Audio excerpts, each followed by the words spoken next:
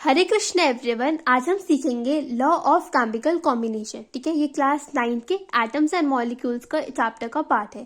तो देखो बच्चों, लॉ ऑफ केमिकल कॉम्बिनेशंस के अंदर ना दो लॉ आते हैं। तो कौन से दो लॉ है? पहला लॉ आता है हमारा law of conservation of mass. ठीक है, ये होता है हमारा पहला लॉ, जो कि बहुत आसान है ये वाला लॉ भी। ठीक है, और एक और लॉ होता है, सेकंड लॉ होता है लॉ ऑफ कांस्टेंट प्रपोर्शन। इसका एक और नाम होता है, ठीक है, लॉ ऑफ कांस्टेंट प्रोपोर्शन। ठीक है, पहले हम लोग सीखेंगे law of conservation of mass, फिर हम लोग सीखेंगे लॉ ऑफ कांस्टेंट प्रपोर्शन। तो बच्चों, सबसे पहले हम लोग सीखेंगे law of conservation of mass. ठीक है, ये सबसे सिंपल लॉ है। देखो, इस लॉ में क्या होता है ना, जितना मास आपका रिएक्टेंट्स का होता है उतना मास ही आपका प्रोडक्ट्स का आता है। तो सबसे पहले मैं आपको समझाऊंगी कि रिएक्टेंट्स क्या होते हैं और प्रोडक्ट्स क्या होते हैं। रिएक्टेंट्स होते हैं जिस चीज को हम गोल रहे हैं, और प्रोडक्ट, 2 मिनट रुक जाइए प्लस। देखिए, रिएक्टेंट्स होते हैं, प्रोडक्ट्स क्या होते हैं? रिएक्टेंट्स मीन्स जिस चीज को हम गोल रहे हैं। फॉर एग्जांपल, जैसे कि मेरा एक ये मान लीजिए बीकर है। ठीक है, इसके अंदर मैं एक वाटर को मिक्स कर रही हूँ और हाइड्रोजन को मिक्स कर रही हूँ। ठीक है, तो वाटर और हाइड्रोजन है, और ये दोनों ही मैंने 5 ग्राम्स ले लिए है। इस दोनों को मिक्स करने के लिए मैंने जो है एक बीकर लिया। ठीक है, और 5 ग्राम में वाटर डालूंगी और 5 ग्राम में हाइड्रोजन डालूंगी। ये मैंने डाल दिया इसके अंदर। ठीक है, अब मान लीजिए इनसे ना कुछ हमारा कोई कॉम्बिनेशन बना, ये हमारा कुछ रिएक्शन हुआ इसके साथ पिंक कलर का। ठीक है, तो अब ये जो रिएक्शन बना, अब यहाँ पे ये रिएक्शन बन जाएगा। अब देखो, ये जो है, ये जो बना ना, ये होता हमारा प्रोडक्ट। यानी कि ये दो चीजों को मैंने गोला, इन्हें दोनों को मैंने मिक्स किया, और इन दो चीजों से जो बनकर आया, हमारा क्या बनकर आया? ये पिंक कलर का सब्सटेंस बनकर आया है ना, प्रोडक्ट। तो ये होता हमारा प्रोडक्ट, यानी कि इन दो चीजों को गोल के मेरा ये बनकर आया, तो ये मेरा हुआ प्रोडक्ट। अब देखो, अब मैंने इनका वेट कितना लिया था? इसका मैंने कितना लिया था? 5 ग्राम, इसका भी 5 ग्राम। तो टोटल कितना हुआ था हमारा? 10 ग्राम हमारा टोटल वेट हुआ है ना। तो अब ये जो प्रोडक्ट आया है ना, इसका वेट भी, इसका मास भी, हम साइंस में वेट को क्या कहते हैं? मास। ठीक है, तो इसका मास भी कितना आया होगा? 10 ग्राम। ना ज्यादा कम आया होगा, ना ज्यादा बढ़कर आएगा, पूरा 10 ग्राम ही आया होगा इसका मास। तो ये लॉ हमसे यही कहता है कि जितना मास आपका रिएक्टेंट का था, यानी कि जितना मास आपने गोलने वाली चीज को लिया था, और उन दो गोलने वाली चीज से जो बनकर आया, उतना ही मास आएगा। यानी कि यहाँ पे भी टोटल करके 10 ग्राम ही आया था, और देखो प्रोडक्ट जब आप करोगे तब भी आपको 10 ग्राम ही मिलने वाला है। सिंपल सा लॉ है। इस लॉ का लर्न में कैसे लिखोगे आप? बुक में भी आपकी डेफिनेशन दे रखी है, इसमें लिखेंगे मास कैन नाइदर बी क्रिएटेड, यानी कि मास को हम क्रिएट भी नहीं कर सकते, यानी कि हम वेट को हम बना भी नहीं सकते, हम क्रिएट भी नहीं कर सकते।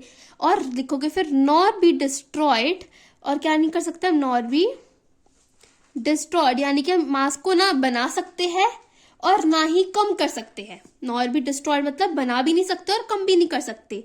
इन ए केमिकल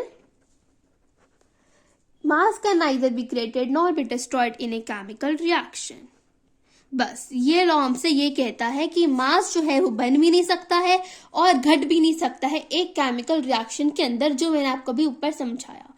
सबसे सिंपल लॉ है ये हमारा। ठीक है, अब हम सीखते हैं अपना सेकेंड लॉ, जो कि है लॉ ऑफ कांस्टेंट प्रपोर्शन। अब लॉ ऑफ कांस्टेंट प्रपोर्शन क्या होता है, अब हम वो देखते हैं।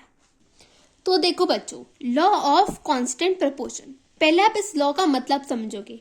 कांस्टेंट का मतलब क्या होता है? प्रपोर्शन का मतलब। कांस्टेंट का मतलब होता है फिक्स, और प्रपोर्शन का मतलब होता है अमाउंट, फिक्स्ड अमाउंट। ठीक है, यानी कि जो भी चीज है ना इस लॉ में, वो फिक्स अमाउंट में होगी। तो इसके लिए मैं ले लेती हूँ पहले वाटर। ठीक है, वाटर को कैसे लिखते हैं? H2O जैसे लिखते हैं। अब क्या होता है बच्चों, इसमें क्या है, इसका जो रेशियो है ना H2O का, वो होता है 1:8। कितना होता है? 1:8। अब इस लॉ को आपको थोड़ा सा टाइम लग सकता है समझने के लिए, बट आप ध्यान से सुनोगे ना आपको 1 मिनट में भी समझ आ सकता है। ये भी बहुत आसान लॉ है। देखो, लॉ ऑफ कांस्टेंट प्रपोर्शन हमसे कहता है कि ये जो H2O है ना, ये जो पानी है ना, पहले पानी को देखिए, ये जो पानी है ना, ये पानी आप कहीं का भी ले लो, चाहे वो एक रिवर का ले लो, आप लेक का ले लो, नाले का ले लो, कहीं का भी ले लो, आप एक टैप वाटर भी ले लो, उसमें जो हमारा H2O होगा ना, यानी कि पानी, वो हमेशा 1:8 ही रहेगा। 1:8 ही रहेगा। 1:8 यानी कि क्या, उसमें जो हमारा ये हाइड्रोजन है ना, ये 1 ग्राम होगी, और ये जो ऑक्सीजन है ये 8 ग्राम ही होगी। वो कहीं का भी पानी हो, इट डजेंट मैटर, वो चाहे एक रिवर का पानी हो, ध्यान से सुनना, चाहे वो एक रिवर का पानी हो, एक लेक का हो, एक टैप वाटर का हो, ठीक है, उसमें जो हमारा हाइड्रोजन होगी ना वो 1 ग्राम ही रहेगी, और ऑक्सीजन हमारी 8 ग्राम ही रहेगी। तो इसका रेशियो क्या बना, 1:8, ठीक है।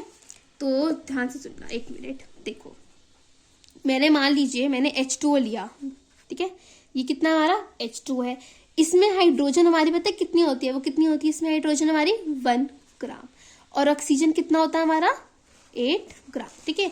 तो ये H2O है हमारे पास, यानी कि वाटर, इसमें हाइड्रोजन होती है हमारी 1 ग्राम, ऑक्सीजन होती है हमारी 8 ग्राम। अब इसमें क्या होता है, इसमें जो है ये 1:8 हुआ है इन दोनों का, इसमें जो यानी कि आप कहीं का भी पानी अगर लोगे ना तो उसका जो रेशियो होगा, यानी कि वो पानी में हाइड्रोजन जो होगा वो 1 ही होगा, और ऑक्सीजन जो होगा वो आपका 8 ही होगा। इस लॉ का मतलब ये है, यानी कि जो पानी है ना उसका ये फिक्स्ड अमाउंट है कि जो हमारा H2 होगा ना उसमें हाइड्रोजन इतना ही होगा।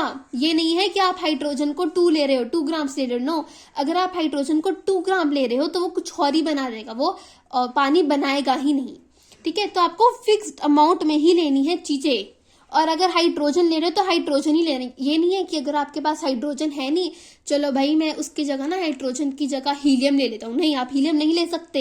हीलियम और वाटर को अगर ऑक्सीजन को मिलाओगे, सॉरी, अगर हीलियम और ऑक्सीजन को अगर आप मिलाओगे तो वो कुछ और बना देगा। अगर आपको पानी ही बनाना है तो उसमें आपको H और H2O ही लेना होगा, आप इसके अलावा कुछ नहीं ले सकते। और अगर आप H2O ले भी रहे हो तो कितने ग्राम से लेना होगा, हाइड्रोजन होगी उसमें 1 ग्राम, और ऑक्सीजन कितना होगा उसमें 8 ग्राम, ठीक है। तो लॉ ऑफ कांस्टेंट प्रपोर्शन यही तो कह रहा है कि जितनी भी चीजें आप ले रहे हो वो आपकी कांस्टेंट प्रपोर्शन में ही होगी, चाहे वो कहीं का भी पानी हो, उससे हमारा कुछ मतलब है ही नहीं, ठीक है। तो वो लॉ ऑफ कांस्टेंट प्रपोर्शन हमसे ये कह रहा है। आई होप आपको ये समझ आ ही गया होगा। एक और बार मैं फटाफट से रिवीजन करवा देती हूँ दोनों लॉ की, ठीक है। तो सबसे पहले हम देख लेते हैं law of conservation of mass की रिवीजन कर लेते हैं, क्विकली कर लेंगे, फटाफट से आपको समझ भी आ जाएगा। तो देखिए, law of conservation of mass क्या था, यानी कि जितना मास आपका रिएक्टेंट्स का होगा, ठीक है, उतना ही मास आपका प्रोडक्ट का भी निकल के आएगा। ये कौन कह रहा था हमसे, ये कह रहा था हमारा law of conservation of mass, जो कि है मास can neither be created nor be destroyed in a chemical reaction, ठीक है। ये मैं आपको समझा दी थी स्टेटमेंट।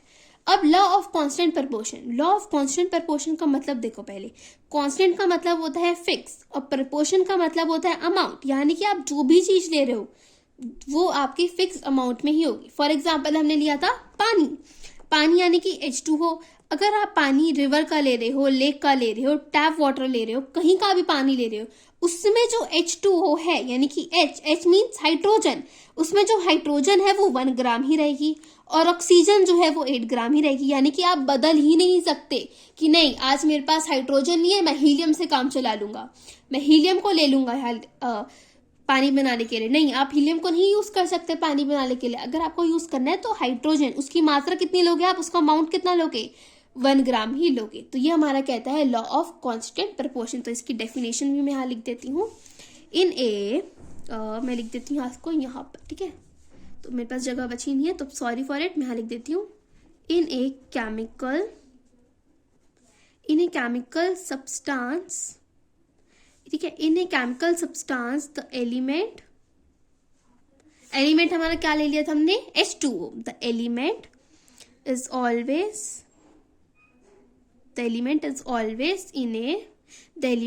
ऑलवेज प्रेजेंट, और यहाँ पे आएगा present in a definite proportion, proportion by mass. अब मैंने आपको एक चीज बताई नहीं, मेरे को स्टेटमेंट लिखते लिखते याद आ गई। लॉ ऑफ कांस्टेंट प्रपोर्शन को ध्यान से सुनेगा, लॉ ऑफ कांस्टेंट प्रपोर्शन को आप डेफिनेट प्रपोर्शन भी बोल सकते हो। मैंने क्या बोला, लॉ ऑफ कांस्टेंट प्रपोर्शन को आप डेफिनेट प्रपोर्शन भी बोल सकते हो। तो यानी कि जैसे यह मैंने लिखा हुआ है, ये दिख रहा है आपको, लॉ ऑफ कांस्टेंट प्रपोर्शन है ना, तो इसका आगे अगर मैं डेफिनेट प्रपोर्शन भी लिख देती हूँ ये तो भी सही होगा। ठीक है, तो एग्जाम में ऐसा क्वेश्चन आ सकता है ना, what is the other name of law of constant proportion, तो आप लिखोगे the other name of law of constant proportion is law of definite proportion. ठीक है, तो ये थी हमारी फुल वीडियो और लॉ ऑफ कांस्टेंट प्रपोर्शन की डेफिनेशन मैंने यहाँ लिख दी है, तो आप यहाँ से देख सकते हो। और आई होप आपको ये जो मैंने समझाया सब समझ आया होगा। अगर समझ आता है थोड़ा सा भी तो चैनल को प्लीज सब्सक्राइब करना। नेक्स्ट मैं आपको जो है समझाऊंगी वो होगा हमारा वर्ड्स एंड एटम। ठीक है, तो आई होप आपको समझ आ गया होगा। Thanks for watching. Hare Krishna.